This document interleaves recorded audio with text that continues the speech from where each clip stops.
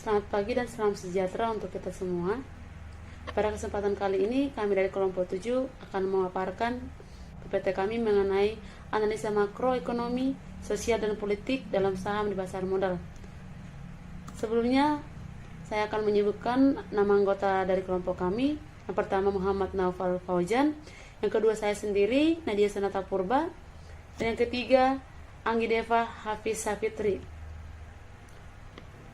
Nah, pada materi kali ini mengenai analisa makroekonomi, sosial, dan politik pada pasar modal, di mana secara fundamental harga saham ini sangat dipengaruhi oleh kinerja perusahaan dan kemungkinan besar risiko yang dihadapi perusahaan tersebut dalam harga saham.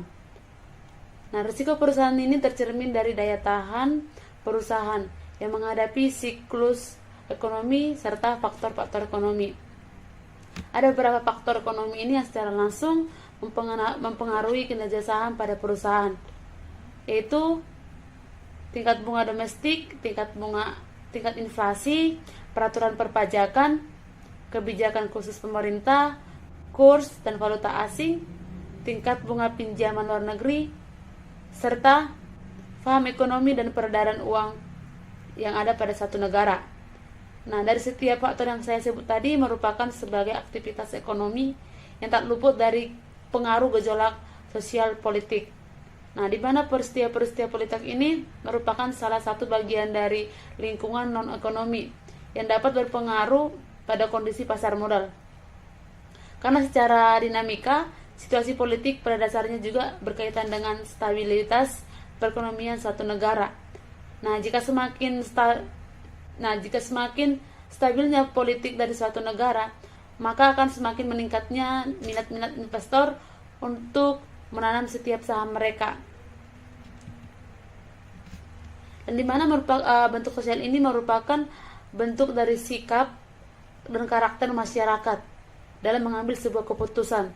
Nah, dalam karakter ini akan memberikan tiga sentimen. Yang pertama itu sentimen positif, kedua sentimen negatif, dan sentimen netral.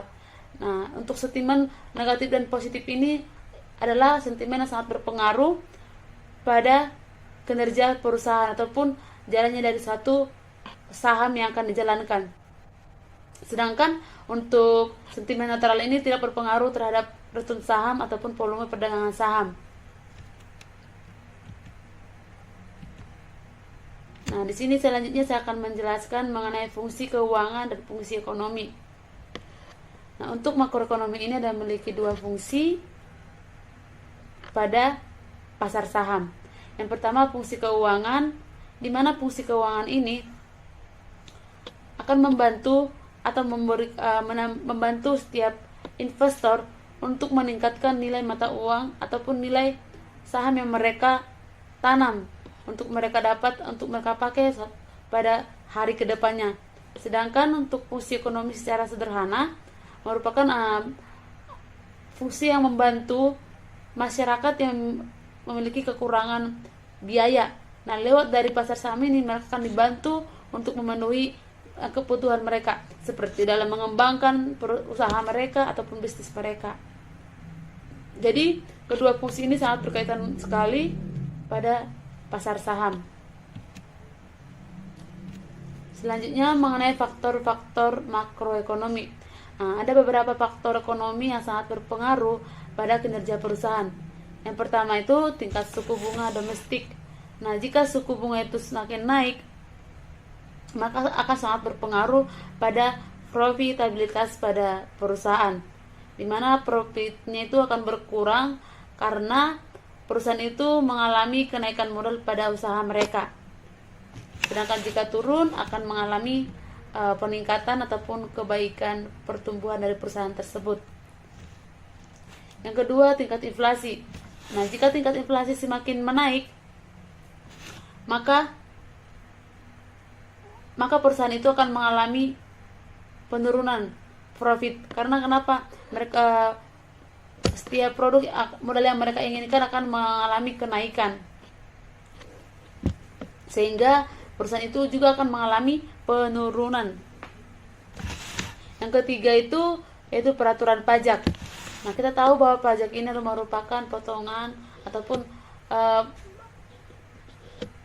sistem ekonomi yang akan mengurangi dari keuntungan dari sebuah perusahaan. Jadi jika pajak ini semakin tinggi, maka perusahaan tersebut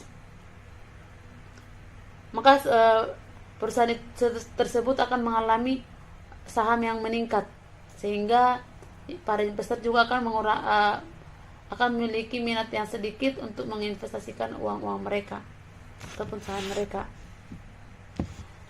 Untuk faktor selanjutnya yaitu kebijakan khusus pemerintah yang terkait dengan perusahaan tertentu, di mana kebijakan ini ada terbagi dua, kebijakan ketat dan kebijakan longgar. Dan selanjutnya itu faktor kurs valuta asing. Nah, kurs valuta asing ini adalah yang memiliki dampak positif dan negatif pada sebuah perusahaan, di mana jika sebuah perusahaan itu memiliki utang asing pada satu negara lain, dan itu terjadi pada kurs meningkat, mereka akan mengalami penurunan harga saham karena meningkatnya biaya operasional. Untuk selanjutnya itu tingkat bunga pinjaman luar negeri, di mana pengaruh ini ada terbagi saat meningkat dan saat menurun ataupun rendah. Untuk selanjutnya itu kondisi perekonomian Indonesia, kondisi normal dan kondisi krisis. Jika kondisi normal, maka peminat dari investor itu akan semakin meningkat, dan apabila semakin krisis, mungkin minat dari setiap investor akan berkurang ataupun menurun. Dan terakhir, baik, selanjutnya saya akan memaparkan beberapa peristiwa pada ekonomi makro. Yang pertama, kenaikan Fed Funds Rate dan kenaikan yield US Treasury, di mana pada peristiwa ini menjadi pemicu utama dari sideways-nya pasar di bulan Januari, di mana pasar pada saat itu mengalami peningkatan ataupun tekanan yang tinggi, dan inflasi pada level inflasi yang meningkat pada negara Inggris dan Eropa, serta peningkatan kasus harian pada COVID-19. Dan ini merupakan penyebab COVID-19 ini merupakan salah satu penyebab dari terjadinya sideways pasar. Untuk peristiwa selanjutnya itu mengenai mata uang USD relatif bergerak menguat terhadap mayoritas mata uang dunia, di mana pada bulan Januari 2022 mata uang dolar Amerika Serikat relatif bergerak menguat terhadap mayoritas mata uang dunia. Adapun rupiah mengalami depresiasi terhadap USD sebesar 0,70%, di mana mata uang rupiah juga ditutup di level 14.380 per USD, dan itu terjadi pada tanggal 31 Januari 2022. Dan dari sebelumnya itu seharga 14.280 per USD, dan itu terjadi pada tanggal 31 Desember tahun 2021. Dan secara merata bahwa mata uang rupiah ini mengalami depresiasi dari sebelumnya pada 14.389 perak pada bulan Desember 2021 menjadi 14.335 perak pada bulan Januari 2022. Nah, untuk materi selanjutnya itu mengenai keadaan indikator makroekonomi Indonesia untuk saat ini. Naiknya harga komoditas imbas dari konflik Rusia dan Ukraina berpotensi menghambat pertumbuhan ekonomi.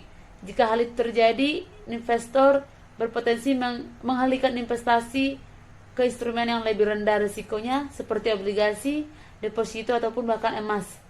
Hal yang lain yang patut dicermati adalah naiknya harga komoditas yang diimpor oleh Indonesia seperti gandum ataupun bahan baku CPO yang dapat menekan profit margin emiten yang bergantung pada impor dan bahan baku yang terkait.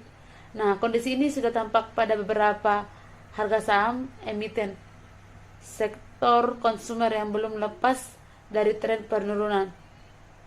Nah, ada beberapa faktor yang mendorong derasnya dana asing yang masuk ke pasar saham Indonesia pada peristiwa ini. Yang pertama, faktor pemulihan ekonomi Indonesia yang dipandang baik. Dua, eskalasi tensi geopolitik konflik Rusia Ukraina membuat harga komoditas melesat tajam. Dan yang ketiga itu sanksi-sanksi dari Eropa dan Amerika Serikat terhadap Rusia yang melarang pembelian batu bara Rusia, membuka harapan para emiten batu bara Indonesia. Dan selanjutnya itu mengenai APBN di Indonesia. Nah, pada saat ini IMF memprediksi bahwa pertumbuhan global akan melambat dari proyeksi Januari 2022 sebesar 4,4% menjadi 3,6%, dan terjadi pada tanggal 2 April pada bulan April 2022. Nah, pada hal ini terjadinya penurunan 0,8 poin persentase dibandingkan proyeksi sebelumnya. Nah, dari hal ini menimbulkan kenaikan harga komoditas global. Selanjutnya mengenai APBN di Indonesia. Nah, pada peristiwa ini ditunjukkan adanya pertumbuhan global yang mengalami pengurangan, yang dulunya tahun 2002 bulan Januari sebesar 4,4% menjadi 3,6%. Nah, pada hal ini menunjukkan bahwa pertumbuhan ekonomi mengalami penurunan sebesar 0,8 poin persentase dibandingkan proyeksi sebelumnya. Dan ini semua menunjukkan bahwa terjadinya risiko global yang sangat meningkat. Khususnya ini semua didorong oleh percepatan normalisasi kebijakan moneter Amerika Serikat serta konflik geopolitik yang terjadi sebelumnya antara Rusia dan Ukraina. Nah, pada peristiwa ini risiko ini menunjukkan bahwa ada faktor-faktor yang ditimbulkan, yaitu mengenai harga komoditas global pada sektor pangan dan energi mengalami peningkatan. Dan bukan hal itu aja, inflasi di beberapa negara juga meningkat, volatilitas arus modal juga meningkat, nilai tukar dan sektor keuangan juga meningkat. Berikutnya adalah analisa makrososial. Pertumbuhan dan persaingan bisnis saat ini memang mengharuskan atau mewajibkan perusahaan untuk melihat jauh ke depan untuk mencapai tujuannya. Oleh sebab itu, perusahaan harus memperhatikan beberapa faktor sebagai berikut. Yang pertama adalah pengaruh pengungkapan sosial dan lingkungan terhadap harga saham. Yang kedua, hubungan pengungkapan produk dan jasa terhadap harga saham. Serta yang ketiga, hubungan pengungkapan masyarakat terhadap harga sahamnya. Berikutnya adalah analisa makrososial, di mana suatu investor wajib menganalisa makrososial di suatu negara ataupun di negara lainnya. Pada pergerakan indeks harga saham gabungan di Bursa Efek Indonesia terjadi dalam dua kondisi, yang dimana ada kondisi internal dan juga kondisi eksternal. Kondisi internal ini terjadi di suatu negara. Sebagai contoh, ketika Maret 2020 Indonesia dihadapi dengan pandemi COVID-19 yang menyebabkan pergerakan masyarakat menjadi terganggu dan kondisi perekonomian menjadi lumpuh. Hal ini menyebabkan pergerakan harga saham di pasar saham Indonesia atau Bursa Efek Indonesia menjadi turun sangat tajam. Berikutnya juga ada kondisi eksternal, di mana berbagai macam belahan juga mengalami hal yang sama, yaitu pandemi COVID-19 yang menyebabkan permasalahan di negara tersebut. Hal ini menyebabkan hubungan ekonomi antara Indonesia dengan berbagai macam negara pun juga terganggu. Hal ini menyebabkan perusahaan-perusahaan yang melakukan bisa ekspor impor terhadap produk-produk dalam dan luar negeri itu menjadi tersendat, yang membuat sentimen negatif terhadap perusahaan mereka, yang menyebabkan harga saham mereka menjadi turun. Maka dari itu, memang penggunaan media sosial ini sangat penting bagi investor, di mana sesama investor bisa saling berinteraksi secara daring, yang dimana mereka bisa mendapat informasi-informasi sesuai dengan apa yang mereka inginkan. Dan media sosial ini pun juga menjadi sebagai pandangan baru terhadap investor, yang dimana investor bisa mengetahui berita-berita ataupun informasi-informasi secara lebih cepat dan lebih up to date. Dengan teknologi informasi saat ini merupakan sebuah inovasi yang sangat luar biasa, yang dimana media sosial ini memang menjadi sebuah penyedia informasi yang sangat luas dan sangat sangat penting bagi investor, yang dimana nantinya investor akan saling berinteraksi, saling berkomunikasi di media sosial ini. Nah, dalam media sosial ini terdapat yang namanya sentimen, yang dimana sentimen ini adalah gambaran emosional dari suatu investor, yang dimana apakah mereka memiliki psikologis, emosi mereka tuh baik atau tidak, dengan informasi-informasi yang dibagi di berbagai macam media sosial ataupun berbagai macam informasi yang ada di media sosial. Hal ini menyebabkan investor wajib menelaah dan memvalidasi setiap berita-berita, apakah berita ini baik atau buruk terhadap sahamnya, dan juga berita ini benar atau tidak. Hal ini akan mempengaruhi psikologis dari si investor tersebut. Sentimen ini dibagi menjadi 3. Yang pertama adalah sentimen positif. Sentimen positif ini akan mempengaruhi return saham dan akan mempengaruhi volume perdagangan, yang dimana return saham itu biasanya akan meningkat karena banyaknya pembelian saham-saham yang terdapat di dalam sentimen positif tersebut, yang menyebabkan juga volume penjualan mereka akan semakin meninggi, yang menyebabkan jika volume pembeliannya tinggi, maka harga sahamnya pun juga akan ikut naik. Berikutnya ada sentimen negatif. Nah, sentimen negatif ini juga akan berpengaruh terhadap return saham dan volume perdagangan.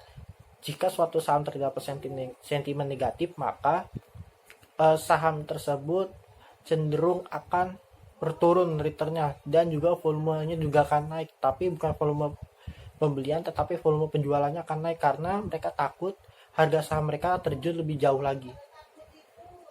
Berikutnya juga ada sentimen netral, di mana sentimen netral ini tidak mempengaruhi sama sekali terhadap return saham ataupun volume perdagangannya. Biasanya ini tuh stagnan saja. Berdasarkan memang pengertian sentimen media sosial ini sangat berpengaruh terhadap pemikiran investor dan pengambilan keputusan investor. Maka dari itu investor wajib menelaah baik-baik apakah informasi ini baik atau tidak, dan sentimen positif akan cenderung returnnya naik, sedangkan sentimen negatif cenderung returnnya akan turun, sedangkan sentimen netral cenderung returnnya akan stagnan. Berikutnya adalah contoh studi kasus dalam bidang ekonomi, yaitu adalah kasus COVID pertama kali yang terjadi di Indonesia pada tanggal 2 Maret 2020. Hal ini pemerintah akan melakukan berbagai macam tindakan seperti lockdown sementara dan larangan bepergian untuk sementara laut dari berbagai macam perjalanan seperti darat, laut maupun udara. Hal ini juga akan membuat pemeriksaan di pelabuhan semakin ketat dan sekolah dan tempat kerja lainnya jadi dibatasi. Hal ini berdampak terhadap indeks harga saham gabungan per tanggal 31 Maret tahun 2020. Ini menyebabkan dua hal. Yang pertama ada indeks terkoreksi sebesar 24% dibandingkan dengan closing index value di akhir Januari. Dan kedua, terdapat dua sektor di mana dua sektor ini mengalami penurunan yang sangat tajam, yaitu paling tinggi di atas 30%, yaitu di sektor agriculture dan industri dasar. Dengan adanya COVID ini membuat pergerakan harga saham menjadi negatif dan berimbas pada perekonomian di Indonesia. Dan untuk saat ini, untuk kepemimpinan Presiden kita Joko Widodo ini membuat banyak infrastruktur untuk memperkuat pertumbuhan ekonomi kita dan untuk meratakan kesejahteraan dan infrastruktur yang ada di seluruh Indonesia, seperti membuat bendungan, jalan tol, pos lintas batas negara, dan jembatan. Hal ini akan membuat perkembangan ekonomi Indonesia akan semakin meningkat. Selanjutnya ada analisa makropolitik.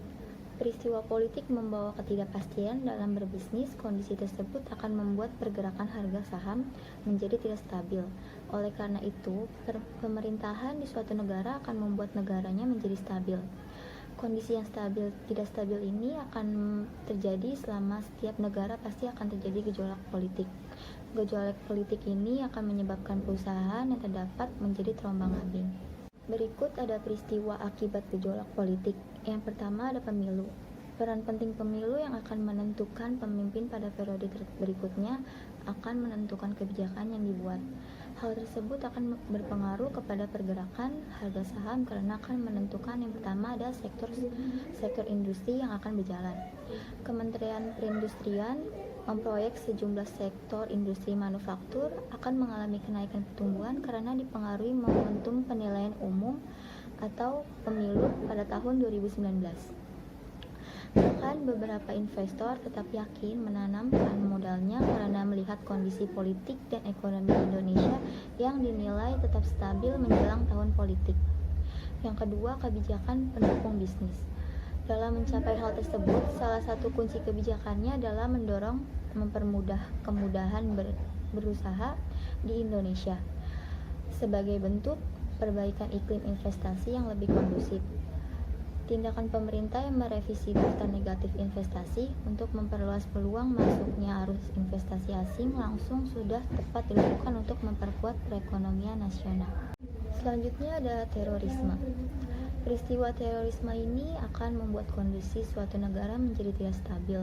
Perekonomiannya juga akan terganggu, masyarakat menjadi takut untuk beraktivitas. Hal tersebut membuat kinerja perusahaan menjadi tidak stabil. Maka dari itu ada dampak yang akan timbul jika terjadi aksi terorisme sebagai berikut. Yang pertama ada kunjungan wisatawan menjadi turun drastis. Isu keamanan sangat berpengaruh dalam sektor pariwisata karena dapat menyebabkan wisatawan enggan berkunjung ke wilayah yang terjadi aksi teror. Masih hangat dalam ingatan bagaimana sektor pariwisata di Surabaya begitu terpuruk karena penurunan jumlah wisatawan yang berkunjung pasca aksi terorisme di Surabaya 13 dan 14 Mei 2018. Hal ini disebabkan adanya pembatalan serta pemunduran jadwal keberangkatan kunjungan wisata di kota Surabaya. Yang kedua, kegiatan bisnis menjadi terganggu. Dampak negatif terorisme ini juga mengancam sektor politik khususnya dengan investasi. Sangat mungkin para investor menjadi terganggu berinvestasi karena faktor keamanan yang tidak terpenuhi. Yang ketiga, hubungan perdagangan dengan negara lain. Bagi investor asing, rasa kerentanan ini akan membuat mereka berpikir ulang dan memilih negara lainnya yang tidak rentan untuk tujuan investasi. Tentunya hal ini juga akan melukai negara-negara yang menjadi sasaran terorisme. Selanjutnya ada korupsi. Korupsi membawa dampak negatif juga bagi negara. Hal tersebut membuat kepercayaan publik terhadap pemerintah menjadi negatif. Begitu juga dengan pergerakan saham menjadi negatif. Oleh karena itu, korupsi dapat diminimalisir dengan dua cara, yaitu peningkatan kualitas demokrasi. Kualitas demokrasi ini tentu juga ditingkatkan oleh korupsi. Sayangnya, indeks persepsi korupsi Indonesia tergolong masih buruk. Data Transparency International pada 2018 menunjukkan Indonesia masih menempatkan peringkat 89 dari 180 negara. Artinya, korupsi masih menjadi persoalan serius yang harus segera dibenahi. Seperti kata Machiavelli, bukan hanya merugikan negara, tetapi merusak yang publik atau kebaikan bersama. Selanjutnya ada peningkatan industri perbankan. Faktor penyebab terjadinya korupsi di bidang perbankan dapat dilihat dari berbagai aspek, baik itu aspek pelaku, aspek lingkungan atau masyarakat, dan aspek perundang-undangan. Selain itu, lemahnya pengawasan internal dari bank sentral serta kedudukan atau status ekonomi atau politik tersebut pelaku dan keadaan di sekitar perbuatannya yang mereka lakukan itu sedemikian rupa sehingga merugikan kemungkinan mereka untuk dilaporkan atau dituntut. Jadi jika dua cara itu dilakukan, maka investor akan semakin yakin berinvestasi di suatu negara. Slide selanjutnya ada peristiwa pemilu pada April 2019. Pemilu yang diadakan pada April 2019 ini memunculkan polarisasi dan perpecahan yang luar biasa pada masyarakat. Perbedaan antara kelompok pendukung dipertajam dengan pemberitaan melalui media digital dan hoaks. Kerusuhan pada tanggal 22 dan 23 Mei ini semakin menunjukkan bahwa perbedaan politik dalam pemilu bisa berkembang menjadi krisis yang lebih buruk. Pada Bursa Efek Indonesia, pemilu pada bulan April 2019 menunjukkan pengaruh sejak awal tahun, ditunjukkan dengan pelambatan perdagangan saham pada kuartal pertama tahun 2019. Namun, sehari setelah pengumuman quick count terjadi penguatan IHSG dan kembali mengalami perlambatan pada saat kerusuhan 22 dan 23 Mei. Sekian presentasi dari kelompok kami, kurang lebihnya mohon maaf. Wassalamualaikum warahmatullahi wabarakatuh.